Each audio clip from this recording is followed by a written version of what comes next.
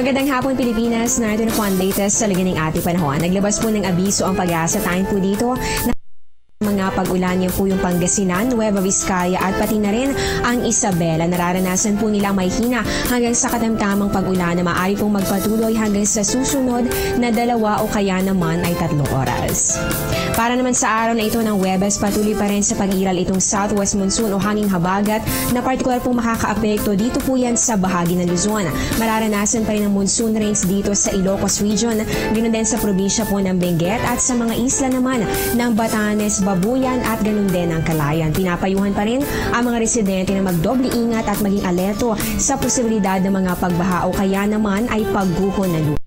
Mga paminsan-minsang pag-ulan o mga occasional rains naman po ang inaasahan dito yan sa natitirang bahagi po ng Cordillera at ganoon din sa probinsya ng Zambales at ng Bataan. Dito naman sa atin sa Metro Manila at sa natitirang bahagi po ng ating bansa, asahan naman natin ang generally fair weather pero hindi pa rin inaalis ang tsansa na meron pa rin pong maranasan ng mga pulong-pulong pagkidlat, pagkulog o mga isolated thunderstorms. Dahil pa rin po sa pag-ilaw ng hanging habagat, inaasahan pa rin ang maalon hanggang sa napakaalong kondisyon ng karagatan, lalong-lalo na dito sa seaboards ng Northern Luzon at ganoon din sa Western Seaboard ng Central Luzon. Inaasahan nga po dito ang pagkakaroon ng maalon na karagatan.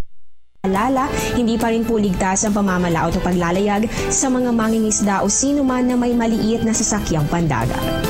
At ngayon po alamin naman natin ang inaasahang agwat ng temperatura sa iba't ibang bahagi ng bansa. Unahin po natin dito sa Luzon. Diyan po sa Baguio City, meron po kayong 16 to 19 degrees Celsius. Habang dito naman sa bahagi po ng Puerto Princesa, mataas na ang 25 to 31 degrees Celsius.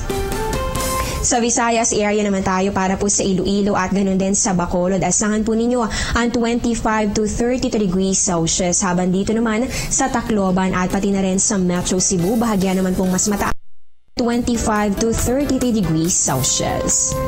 At panghuli po natin sa Mindanao area for Metro Davao, mainit po ang panahon sa 26 to 33 degrees Celsius. Habang dito naman sa may Cagayan de Oro, meron yan 24 to 34 degrees Celsius.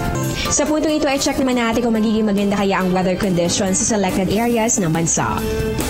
Dito po sa Calapan, Mindoro, inaasahan ng temperatura ng aabot ng 26 to 31 degrees Celsius. Habang dito naman sa Dumaguete, Negros, meron po yan 24 to 35